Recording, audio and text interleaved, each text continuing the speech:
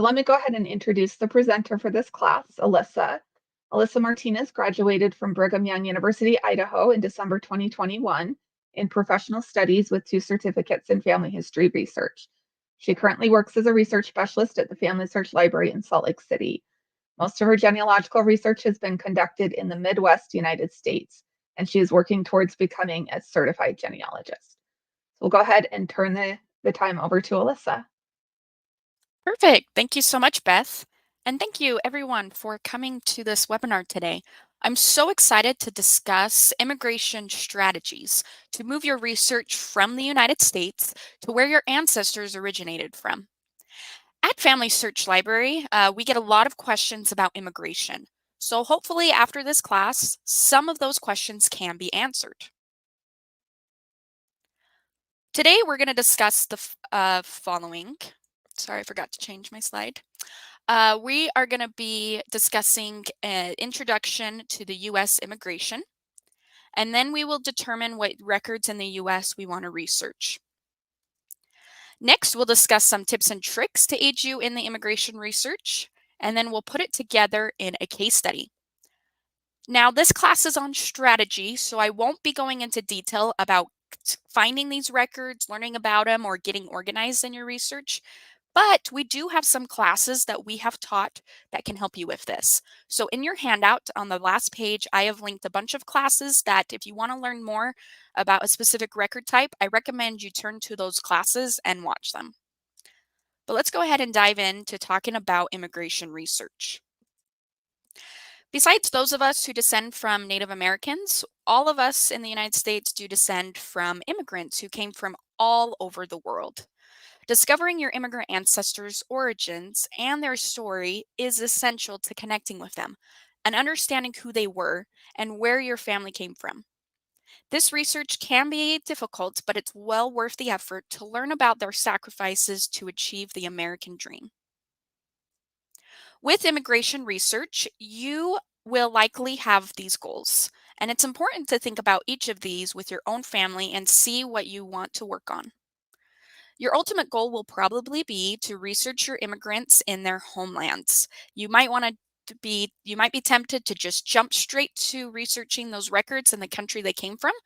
But if that's your only focus, then you're going to be missing out a lot of their story, and you might not be able to succeed until you find out more information about them in the US. So you want to focus on finding those towns of origin, the town that they came from, so that way you know that you can easily find them in that country. You also don't want to just focus on your direct line ancestors, but research their entire family. You never know what record in the family can help you begin your research in those homelands. And don't forget to enjoy the journey of discovering their story. Immigration research can be difficult, but don't be discouraged. So let's discuss why it is a little bit difficult. First, there were times in the United States when the borders and ports were open. This means that they did not always keep track of immigrants, which results in fewer records. And even if the records were kept, we also have the chance of these records getting lost or destroyed. And you can watch our immigration records class to learn more about what time periods these records existed and how to find them. Since immigrants are more likely than others to change their names, it can be hard to determine what their name was throughout their life, especially the name they came with before they arrived in America. While it is important to refer to families' stories, remember to not assume everything is correct. Don't get stuck on these stories, but be open to making some corrections to these stories using the records. And as I mentioned earlier, you want to be cautious by not researching in the country of origin too soon. If you do, you will become frustrated and you might give up because it seems too hard. But in reality, if you do take your time and really focus your research on the United States first, that could help you solve these brick walls. You also don't want to have a weak research process. You need to take the time to make sure you are being meticulous with your research and you're not missing any clues. So with these difficulties in mind, let's figure out how to resolve these issues to make your research more successful. So let's discuss researching the US records first. Remember, we don't want to jump to the homelands too quickly. We need to begin with the US. So first, you want to make a list of all of the possible US records you can use. This is just a basic list of some records in the United States that can help you research and learn more about the immigrant and their homelands, but there are a lot more records out there. I included in a handout a larger list of these records, but they can be anything from census records to newspapers to naturalization records and passenger lists. You basically want to capture everything. You want to look at everything so you're not missing any key information that will help move your research from the United States to that country of origin. While you are researching, there is a strategy on how you want to approach searching for the US records. It's very important in genealogy to search from the known to the unknown information. So let's take a look at what this means for immigration. First, you want to search for your immigrant ancestor from their immigration to their death. Then you want to research their children and then their siblings. Again, we're focusing on the US records first. So let's dive into each of these specifically. First, follow your immigrant ancestor through their life, specifically from the time they immigrated to the United States until their death. Again, we're moving from the known to the unknown. Start with the information you know and figure out what you don't. So, for example, if you know when your ancestor was married, you want to start looking for a source to back that up. So, like a marriage record.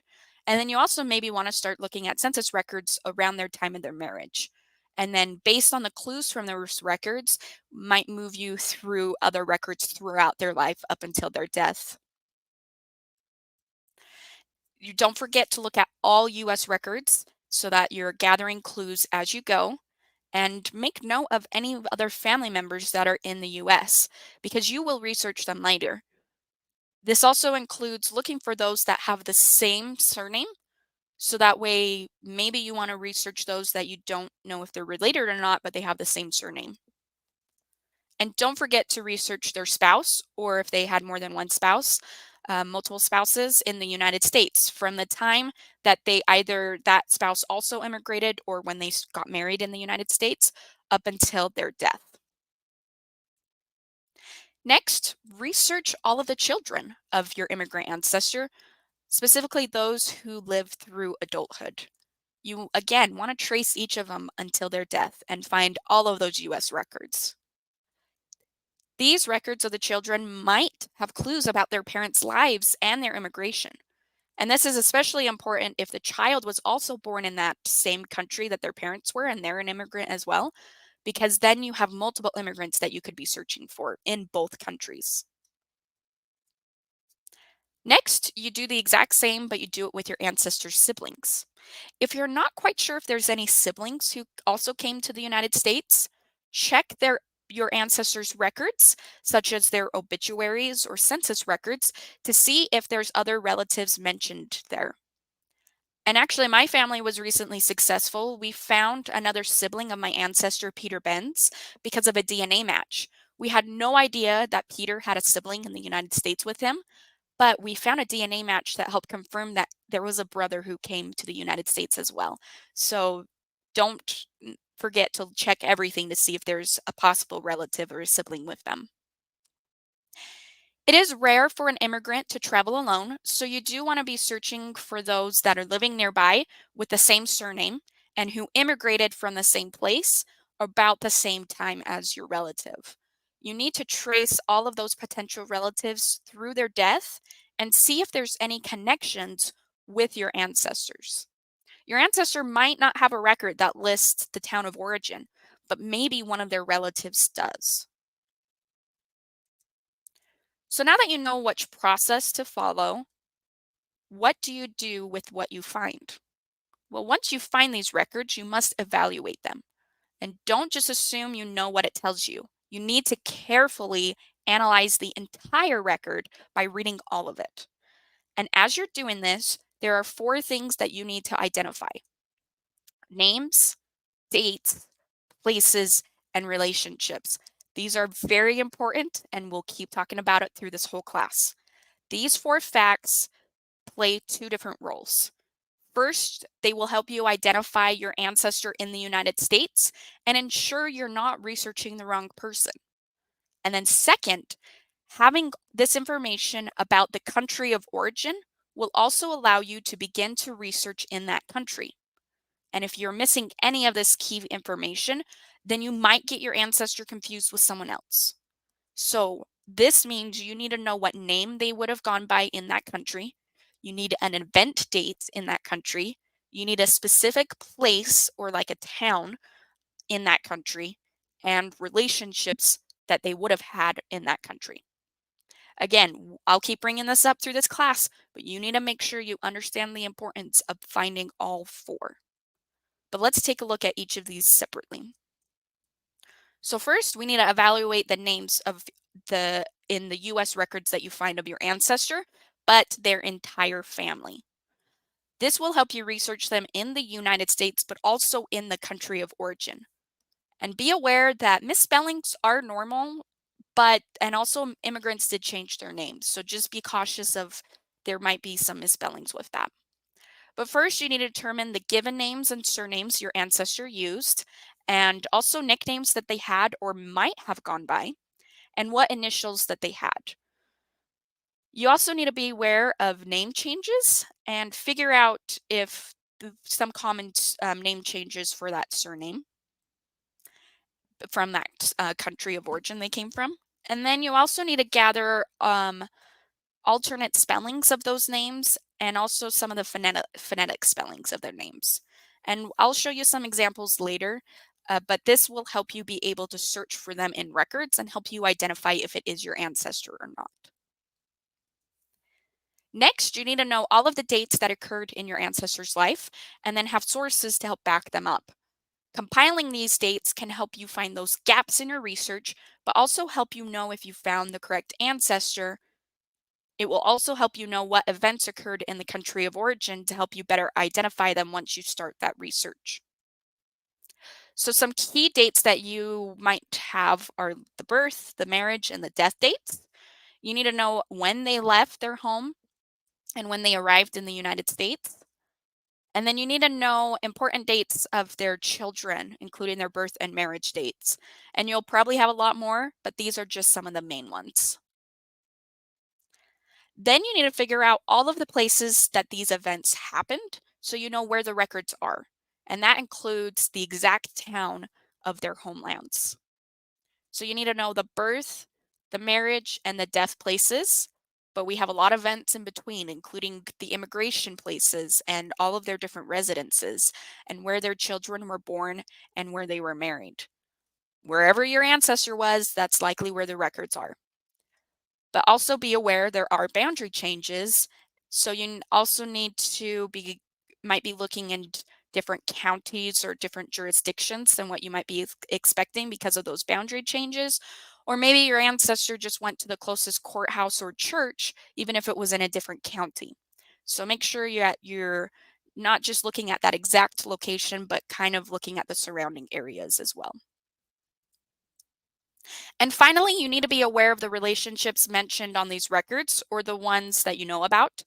This will help you verify you found your ancestor in the United States, but you also found them in the country of origin. And this includes looking at their spouse or spouses and children, siblings, parents, aunts and uncles, cousins, grandparents, nieces and nephews, and friends and neighbors. You want to figure out who's with your ancestor and who might have records with them, or give you some clues about their immigration. It is common for one person that maybe they have the same name, they're about the same age, from the same area, but it is a little bit more unique if that person's also had the same names for their parents or their spouse or their children. So these relatives can help you really make two people with the same name kind of more separate. And also, these relatives might be immigrants as well, so looking at their records can give you more clues about the country of origin. Okay, so let's go on to the next objective, which is tips and tricks. As you're searching for your immigrant ancestor, you might struggle to find them or figure out how to work with these records. So let's talk about some tips and tricks to help when you're researching your immigrant ancestors in the United States records so that you can find those essential clues to get you to begin researching in their home country.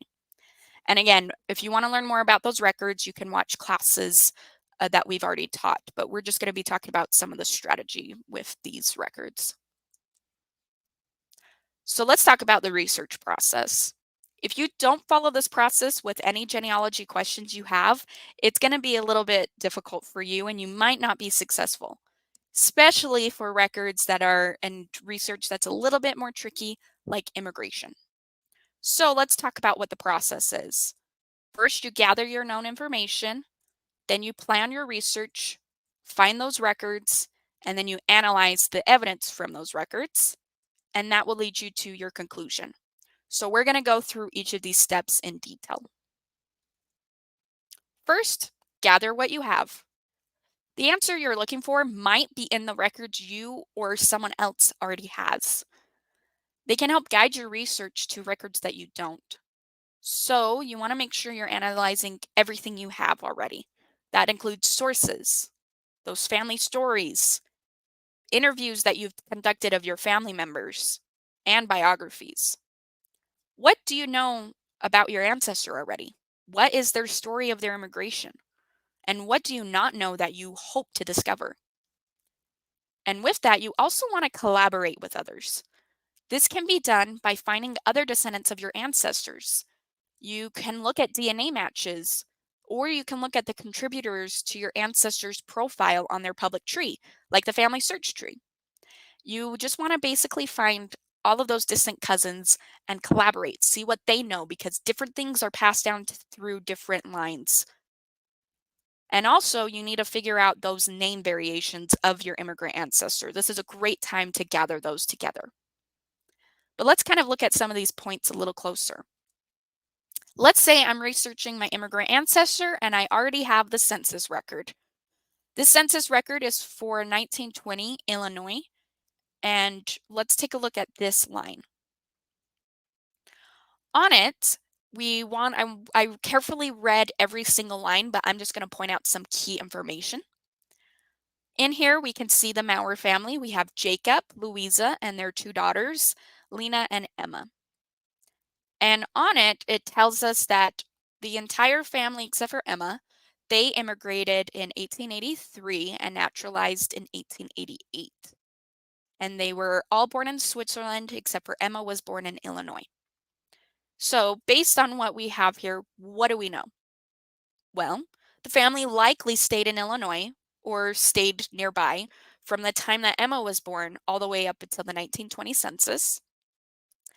We also know that there would be naturalization papers in 1888 under Jacob's name, since his wife and his children would have received their citizenship through Jacob. And then we also know that there could be some immigration documents in around 1883 with at least Jacob and Louisa and their daughter Lena. And since their daughter was 7 when she immigrated, we also know that there's probably other children with them. There's likely other children with them. But since immigrants traveled together and they also settled together, I wanted to check the census to see who was living nearby. So the arrow is pointing to Jacob's family. And if you look at a few households down, I found another family with the same surname. So here we have John Maurer and his wife Della. And when you look at their ages, they are probably Jacob's son. And then another clue we have of this connection to the family is if you look at the immigration year is the same, 1883, and the naturalization year is also 1888, just like with Jacob, Louisa, and Lena. And then finally, he was also born in Switzerland. So with his surname, his age, his immigration date, his birthplace, and the naturalization date, I think that this is likely Jacob's son or maybe another relative like a nephew. I would want to continue to search more neighbors to see if there's other families with the same surname or other families who immigrated the same year and naturalized the same year, because this could be some other family members. So this just shows you, look how much I learned just from looking at a record I already had of this family. So then I could build off of this and start looking for those naturalization papers or immigration papers or more records in the United States. So this just shows you how important it is to closely look at what you already have. And then you also want to gather those name variations. This can help you find them better, especially in those indexed records. And this also helps you, if the name is misspelled, to know of different ways to search for it. So I did it first with a given name. For example, here is this given name, William. And I created a list of variations that the name could be spelled. You can compile this list from records, family members, common nicknames, or researching the name in their native language or country of origin. You want to try to create your variations by determining how the name could be misspelled as well. Determine spellings also based on accents or phonetic spellings. And then you also want to do this with a surname. My friend's surname is Jorgensen. I went through her ancestors on her family search family tree, and I compiled all of the name variations I found just from the tree. And this doesn't include all of the spelling variations that we can make with this surname. So just be aware of all of those different ways the names could be spelled and gather it at this point of your research process. Next, make a plan around a single research goal. You want to focus it on one ancestor, one event, or maybe one record. For example, instead of saying, I want to learn all I can about my ancestor, Peter Lewis Benz, I would want to say, I want to learn about the hometown of my ancestor, Peter Lewis Benz, who was born in Switzerland in 1863, immigrated in 1890, and died in Colorado in 1933. That is a specific goal that can help you stay focused and not follow those rabbit holes. Next, you want to build the plan around those US records first. You need to determine how to do those US records and also figure out if you need to do fan club research, which we'll talk about on the next slide. You also need to know where and when those records might have been located and where they were to be created. So let's talk about the fan club research, which is also known as cluster methodology. So fan club stands for family and friends, associates, and neighbors, which is coined by Elizabeth Shown Mills. This means you research not just your direct line ancestors, but those around them throughout their life. Your ancestor might not have any records that can help you move your research to their country of origin, but it might be mentioned in a record for a family member or a friend. The fan club can be witnesses on the records, they can be godparents or executors, maybe even neighbors in the census, or other passengers on those ship manifests that were with your ancestor. And then finally, you also want to look at those DNA matches and see who they're related to and see if you can find some new relatives to research. You never know what record might include those clues you need to move your research to their homelands. And now that you have your plan, you can begin to find. Again, I'm not going to go into much detail about finding these, specifically how to find these records, but let me summarize them. First, again, cannot emphasize this enough. Find all of those US records for your ancestor and their family, and maybe even the fan club if you can't find it in those family records. Don't forget that DNA can help as well. And then we also have those online resources and those offline resources. And let me just briefly summarize some of those resources you can turn to. So online, you can go to the Family Search Wiki to learn more about where records might be at and learn a little bit more about the records. You could go to the Family Search catalog as well. You want to consider using subscription websites like Ancestry or MyHeritage or Find My Past. There are also some immigration websites that you can turn to. My favorite are stevemorse.org as well as the Ellis Island database. All of these I all have linked into your handout. And don't forget those offline resources. So much is online nowadays, but we still have a lot offline. So you want to look at those archives, those local and state ones, and even the national archives. Check out those local, the state, and university libraries that have a collection that can't be found anywhere else, and maybe even the Library of Congress. Consider checking those historical and genealogical societies as well.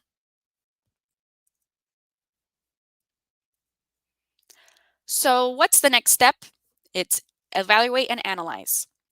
This step is like putting the pieces of the puzzle together. During the finding step, you went and you found those puzzle pieces. So now we're going to work on putting them together so you can get a sense of the big picture. You want to read everything. Read the entire document and make sure that there isn't a backside or multiple pages of the record. And to help you do this, I like to transcribe, abstract, or extract the information so I'm not missing any of those key details. Ensure that you're organizing your research with tables, charts, and logs so that at this point you can easily compare that information you know and determine if there's anything that is conflicting and resolve that conflicting information. And actually, we have a whole class about kind of organizing your research and kind of learning how to evaluate. It's called Start Organize, Stay Organize. I've linked that in your handout, and I recommend checking that out if you have questions about how to do this. So there's many ways to help you stay organized, and I love using research logs. There are a lot of templates online, which I've linked in your handout, but this is just one example. And I recommend have the date that you found the record, what is the source so you can go back and find it again, and then what notes do you have so you can compare your notes with other records. Another helpful tool is to use timelines. They can help you figure out events of your ancestors' life and to find those gaps. A helpful tip I have with your timelines is to include a column for your sources. So that way you know how do you know something. And that way, if you don't have any sources or they're not super reliable to prove that event, then you know what you need to go search for. And you'll probably have a lot of gaps in the country of origin. But again, we're just focusing on the US right now to help you fill in those gaps later on that country of origin. So even though I'm talking about these research logs and timelines with the analyzing step, again, you're going to be using these throughout your research process. This is just the time that you're going to take what you've gathered and created and start analyzing them and putting those pieces together. Okay, after you've done all of that, you need to draw to your conclusions, figure out, did you do enough of US research to begin researching in their country of origin? And these are the 4 key information that we just talked about earlier. So first, do you have names? Do you know all of the variations of their names and any name changes?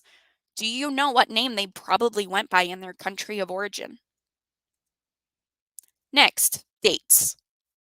Do you have all the dates for their immigration, emigration, and an event that occurred in their home country? Third, places. Do you have a town of origin in the country they came from? This could be maybe where they were born or their children were born, or at least a location that they lived long enough so that way there are records created.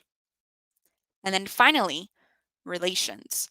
Do you have a relationship or or multiple relationships of a family or friend in that country of origin? The reason that you want all of these again is so that you can start searching for your ancestor in that country of origin. If you're missing any of these, you might not be successful in accurately locating your ancestor in their homelands. So let's look at an example. This is my second great grandma, Jenny. So I wanted to ask myself, have I discovered enough information to begin researching in her homeland? If I didn't, then I need to ask myself, have I researched other family members enough, including spouses, the children, and the siblings of your immigrant ancestor? And if not, then we might need to go back and look at these individuals closer. If I did all of that, though, I still can't find information, I would need to determine, do I need to begin doing the fan club research and dig into that a little bit deeper? So let's answer that first question. Do I have enough information about my second great grandma to begin researching her in where she came from? So let's look at her name. I know her name was Jenny, and we have variations of spelling and nicknames for that. I also found on her passenger list she had the name Marie. So that's a good indication that maybe in the Swiss records, maybe she went by Marie instead of Jenny. And then she had a lot of surnames. Her maiden name is Benz. Her adopted surname was Meyer Peter, and then her married name was Kirsting. And even though I have all of these surnames, I would know that in Switzerland she would have gone by Benz. So what dates do I have in Switzerland? Well, I know when Jenny was born, I know when her father was born, and I know when her mother was born. And I have exact dates too. And I didn't include this on my list, but I also do have when they left Switzerland. So I wasn't able to find any records that specifically said where Jenny was born in Switzerland, but I actually did have an exact birthplace of her father. And then I had an exact birthplace of her uncle, which is her mother's brother. So even though I don't know where her mother was born, she probably was born near her brother. So that's a good clue to have, knowing where her mother might have been born. So next I need to determine what relationships I have for Jenny that would have been there in Switzerland. So I know that her father, Peter, and her mother, Emily, were in Switzerland, and I have their name variations as well. I know that she has a brother, Peter, and two sisters, Emily and Elizabeth. And then I also know her mother's brother, Casper, and then Casper's wife, Johanna.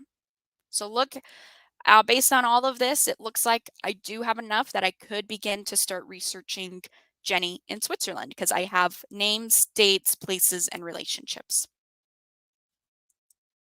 So before we go to the case study, let's talk about some additional tips. And I've mentioned some of these before, but I just want to re-emphasize. First, be organized.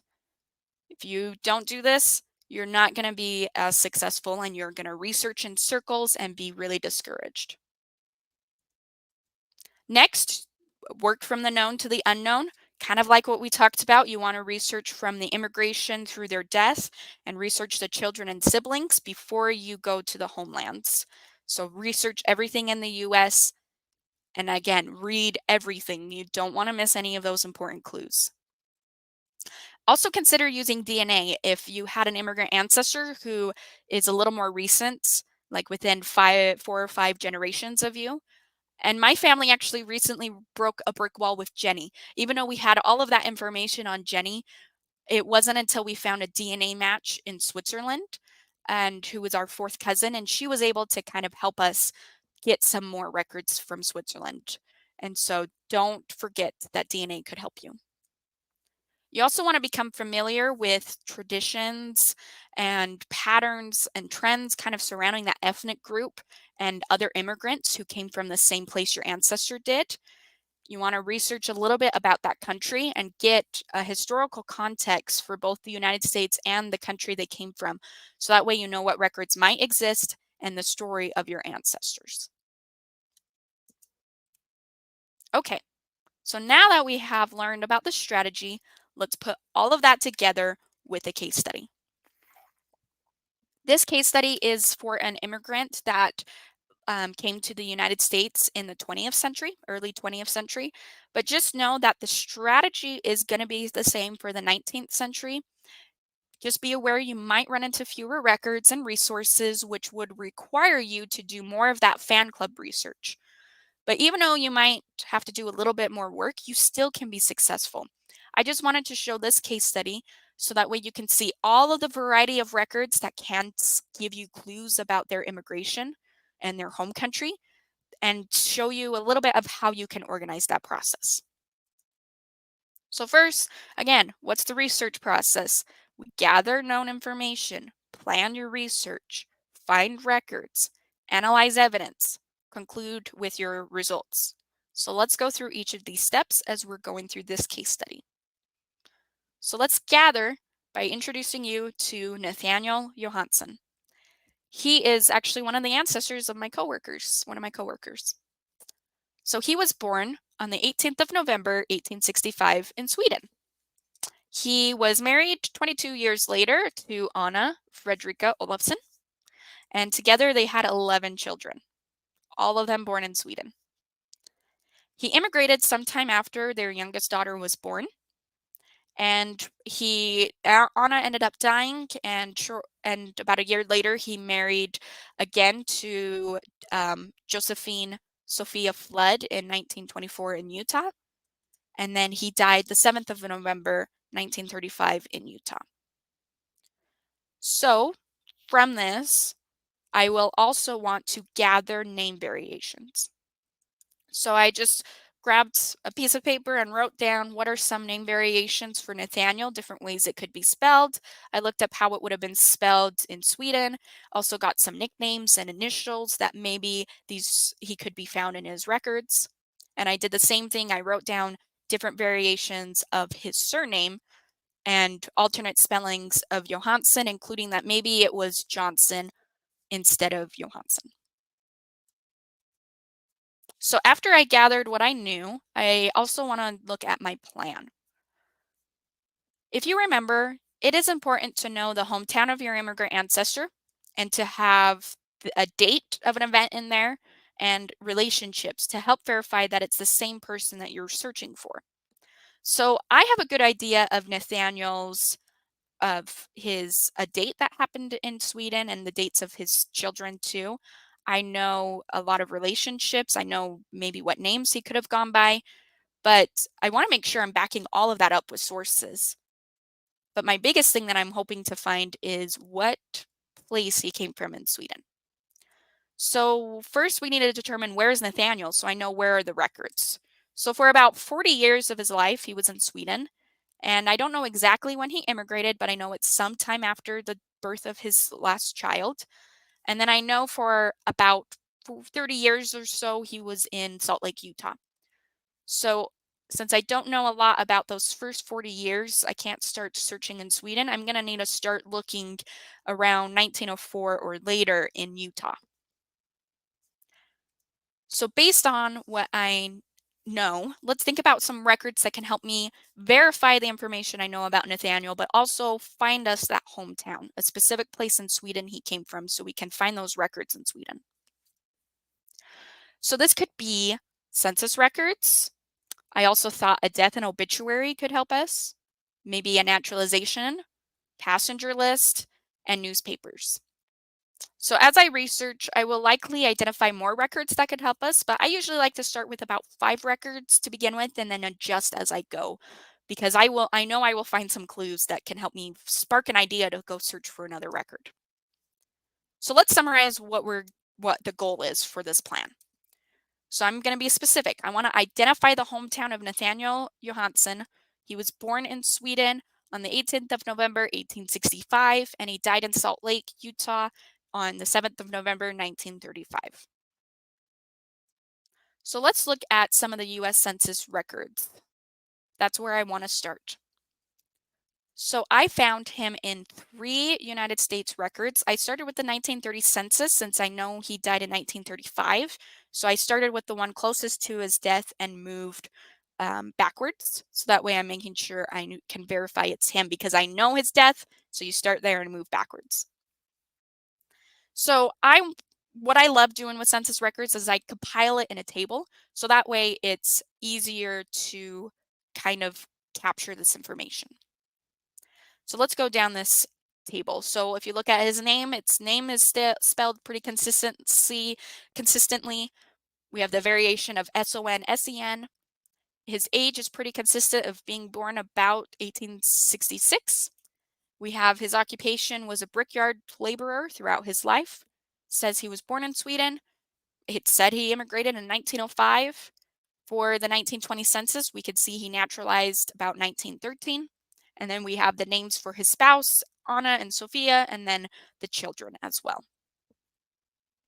So based on this information, where could we go next? Well, I could begin searching for naturalization papers, I could find immigration papers, but I also know about his death. And so I decided, let's go look to see what his information about his death, to see if we can get some more clues about his immigration and other family members besides his wife and his children. So I know that Nathaniel died on November 7th, 1935 in Salt Lake City.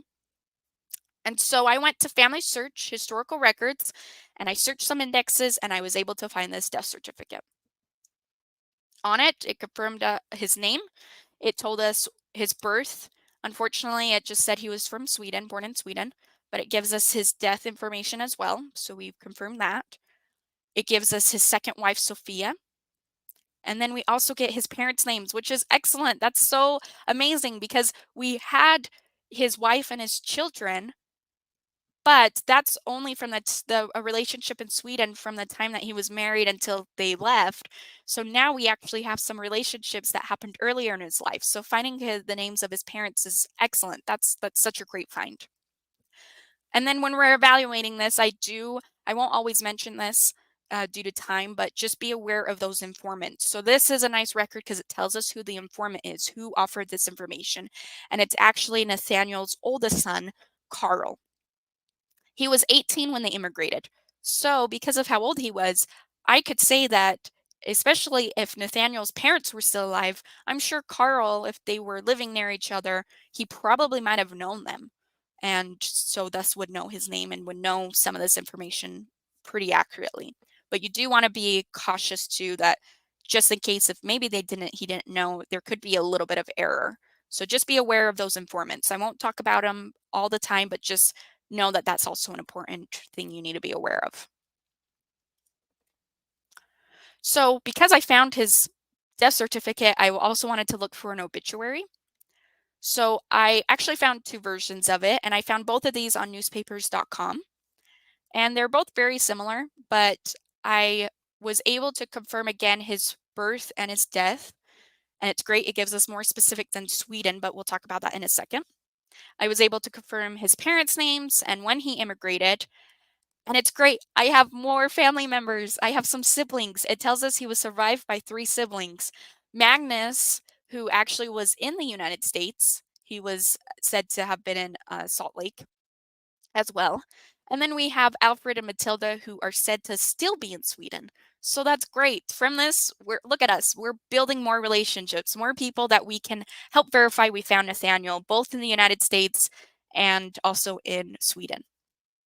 So let's go back to that birthplace. So it tells us more than just Sweden. It actually says the region in Sweden, and I hope I'm pronouncing this correctly, but Bohuslän. So this is a county, but it's also a region. So even though this does narrow it down, we still probably want something more specific than just like the region. So I have a good idea of when Nathaniel was naturalized based on those census records. So I decided, let's see if the naturalization record gives us something more specific than Bohuslän. So I went to Family Search to the historical records and I searched for his naturalization records and I found an index card.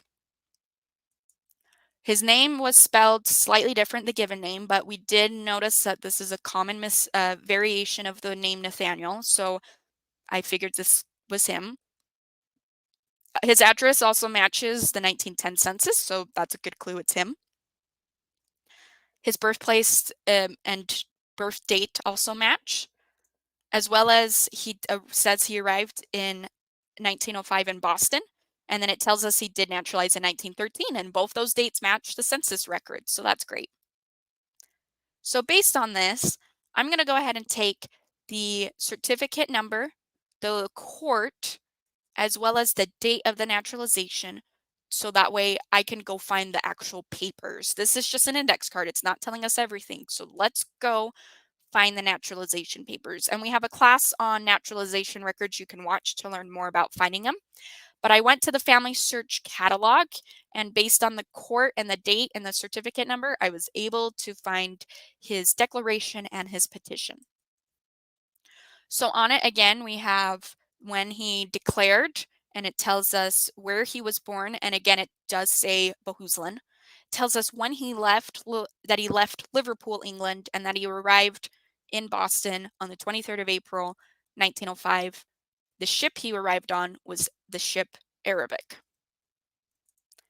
His petition does have a lot of the similar information, including that he was born in Bohuslän, but it tells us specifically when he left Liverpool, and it also tells us more information about his wife and children. It tells us where Anna was born, same place, Bohuslän, but it does tell us more specifically of where the children were born. It doesn't just say Sweden. It actually tells us the town, which is in English, it's pronounced Gothenburg, but in Swedish, it's pronounced, and I hope I'm saying correctly, Göteborg. And so now we have a little bit more specific place of where the children were born, which is great information. But when you have records that are similar like this, I recommend creating a table to kind of help you compare the information to make sure you're getting everything correctly. Remember, being organized is important, and this is a great way to do it. So now you might be saying, great, even though we don't have a very specific place of where Nathaniel was born, we do know specifically where the children were born. And so they obviously, if all the children were born in Gothenburg, then all of them, they had to live there a long time, right? But we still want to capture all of the documents for the United States to make sure that we're not missing anything. And even if we don't find anything else, at least we checked and made sure we're having that strong foundation so that we can be more confident when we start researching in Sweden. And also, since this is a case study, I want to show you more records and strategies when you're doing these, just in case if that naturalization record doesn't really help you as well. And I also want to see if I can get more specific than Bohuslän for Nathaniel's birth. So let's keep looking. I wanted to go next to a passenger list. So I searched on Family Search and Ancestry, and I found this passenger list from Family Search. And on this line, we have Nathaniel and Anna. And it's interesting because the children are not right next to them. The children are actually on the next image. So this is just a good reminder. You need to check multiple pages to make sure you're finding the whole family members. So here is Nathaniel and Anna, and I really analyzed the children as well, but I'm just going to show you what I learned for Nathaniel. So it gives us his age and his occupation, and it tells us their last residence was the Göteborg in Sweden.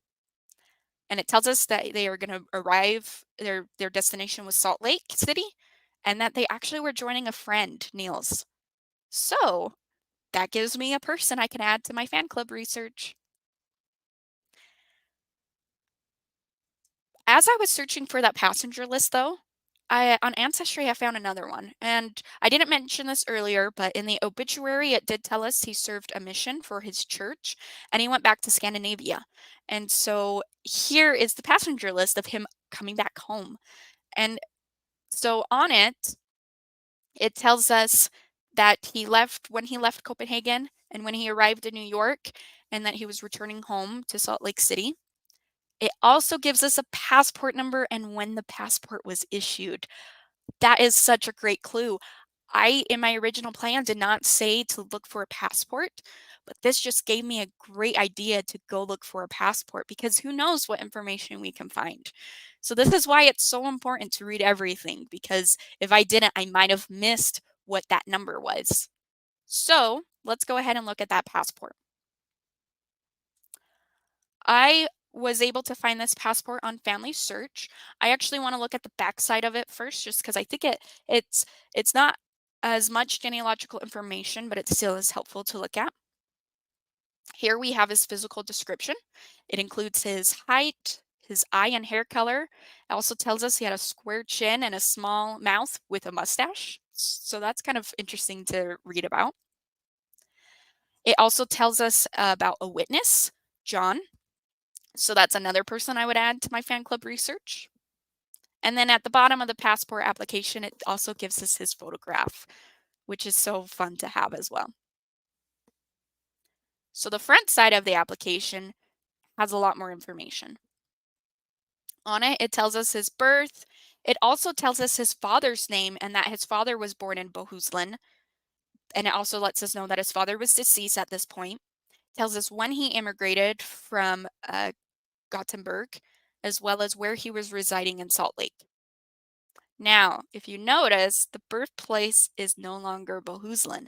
Now it's saying he was born in Gothenburg.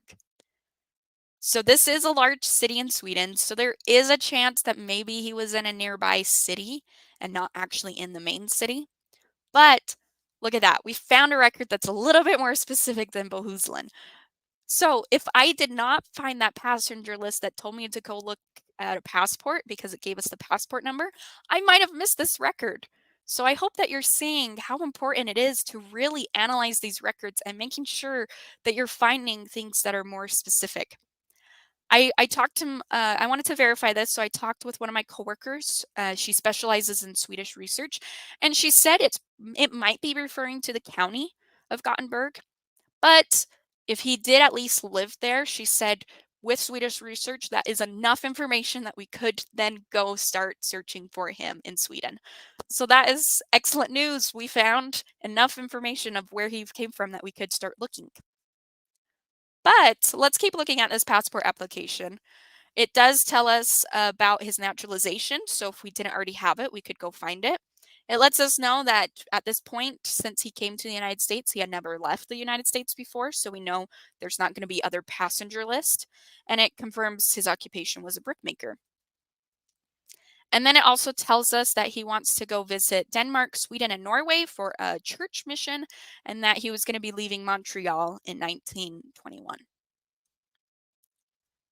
So one thing, again, is that even though we went through these records quickly, you do need to be meticulous. You need to be reading every single thing. I'm just highlighting the key information, but I did go through each of these and kept tables and charts and things to make sure that I was not missing anything. And one of those charts I was keeping was making note of the fan club research. Just in case if I didn't find enough information about Nathaniel, I wanted to keep track of all of those other people besides his wife and children that I could research. So I had from the obituary his brother. I had witnesses on the naturalization. I had a friend on the passenger list and a witness on the passport. I did notice that a lot of these are also working at the brickyard. So he might not have known them in Sweden, even though all of these men did immigrate from Sweden. Nathaniel might not have come from the same place in Sweden as these men, but it gives you an idea of how you could be looking at these people, see if they also came from Sweden, and then you might want to start researching them to see where they came from and to give you clues if Nathaniel also came from that place in Sweden. But I wanted to point out one of the witnesses on the naturalization record was actually works for a Swedish paper. And that gave me idea. I didn't show you, but I did search some newspapers and I didn't really find anything that told me where he came from in Sweden or anything about his immigration. But because of this, I decided to go look up what newspaper he worked for. And because of that, I actually found from the newspaper Utah Postin, I found an article about Nathaniel. So I used Google Translate to help me figure out what this article was talking about, but it's actually to celebrate Nathaniel and Anna's silver wedding, which is to celebrate their 25th anniversary. And on this, it told us he resided in Göteborg. So I figured if the Swedish paper isn't more specific than that, then I think this is another great evidence that Nathaniel did come from, or at least resided in Göteborg. So again, we do have enough about Nathaniel, but I do want to emphasize I also did research his spouse and his children and the siblings, and I compiled it in a table and I just kind of showed what records I found that gave me evidence of Nathaniel's or those children's birth. And again, we just kept getting that same place. We did have one that said Stockholm, but that was kind of an outlier. The rest did just keep telling us Gothenburg or Bohuslän. So this is really great information that we have for Nathaniel that we could come to our conclusion. So let's see if we have enough to begin researching Nathaniel. I know I keep saying that we do, but let's just kind of summarize through our conclusion to make sure that we're not missing anything. So I recorded the variations that Nathaniel's name, it stayed pretty consistent, so I could figure I probably will be able to easily find him by the same name. In Sweden, there was no evidence of a name change. For the dates, I do know exactly when Nathaniel was born, when he immigrated, and I have all of the birth dates for his wife and his children. And then for places, I consistently kept getting that Göteborg in Sweden. And so that is a great place to go. I have an exact place in Sweden. And like I said, my coworker said I should have enough, so I could begin to search in Sweden. And then finally, what relationships are going to be in Sweden? So I do have his parents' names.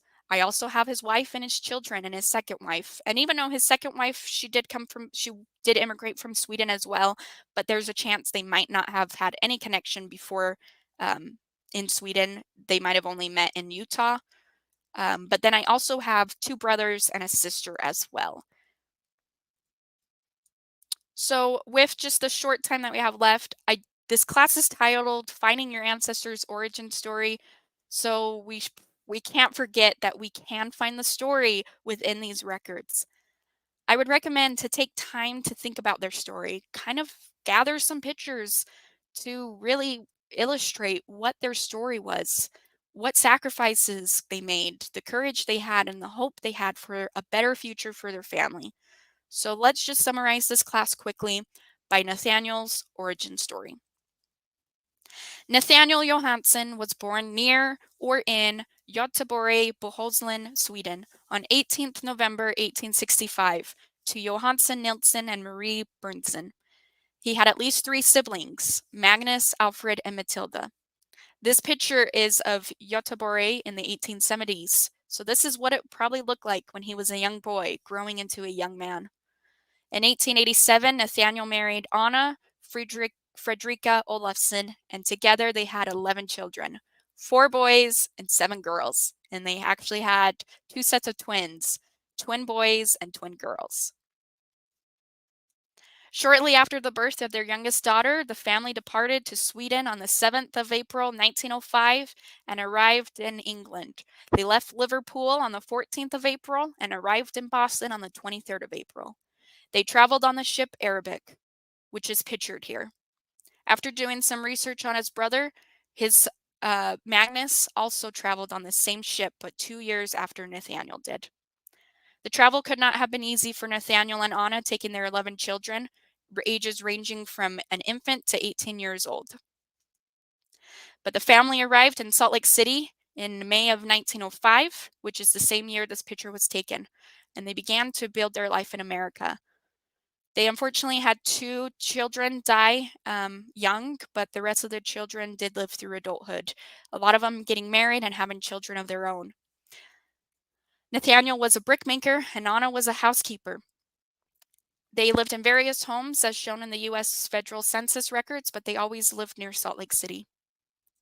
The only time Nathaniel went back to Sweden was to serve a mission for his church, and he left behind Anna, their children, and grandchildren. And Nathaniel is in this picture on the back row, third from the right. Nathaniel returned home to Salt Lake City, but unfortunately, a few months later, Anna passed away from pneumonia. And Nathaniel later got remarried. He married Josephine Sophia Flood, who is an immigrant from Sweden, and they got married in 1924. Nathaniel died on the 7th of November, 1935, 11 days before his 70th birthday. The cause of death was an infection. He was buried near his wife, Anna, and their 2 young children in the Mill Creek Cemetery in Salt Lake County, Utah. At the time of his death, he was survived by his wife, Sophia, 3 sons, 6 daughters, 36 grandchildren, and 2 great-grandchildren, as well as 2 brothers and 1 sister. But Nathaniel's story doesn't end there. I would want to figure out more research I could do to learn more about Nathaniel. And that includes figuring out if there's any US records I missed or if I want to continue researching a little bit more about that fan club research. But I could start researching in Sweden, try to find some immigration papers, discover the marriage and birth of Nathaniel, Anna, and all of their children, and maybe even start searching some church records to see if there are records. We have so many resources from Family Search, including Roots Tech and the Family Search Library, to learn more about researching in Sweden or any other country that your ancestors might have come from. But since this class is only about immigration, we're not going to go into the Swedish records. But to recap, we learned about why immigration research is difficult. Then I hope you know that you need to search those US records first. Then we discussed some tips and tricks to help you better navigate these difficult research problems. And then finally, we ended with a case study to show you how to pull out that information to learn about your ancestors' origin story. So I'm a little bit over, but I don't know if there's time for a few questions, Beth.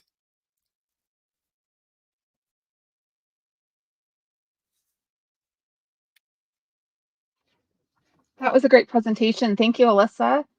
Um, Before we address questions, we do invite all of you to take a survey and provide feedback about this class. We just posted that link in the comments section. We do have time. Maybe we'll address one or two questions. We're a little bit over time, but I know there were some good questions in the chat. So,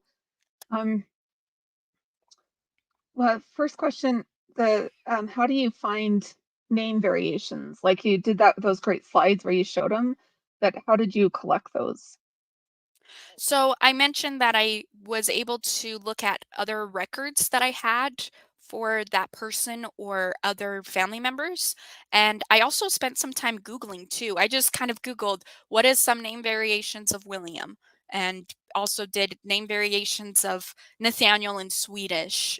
Just try Googling or just looking at records that you already have to see some name variations. That's how I did it. Awesome. I've also used Wikipedia has some pages Yes, I've yes. discovered, but you probably found those through Google as well. Yeah. Um, there were a couple questions about passports. When were passports implemented? If your ancestor immigrated in the 1700s, would there be a passport for them? Um, how did you find the passports? Those kinds of questions. That's a great question.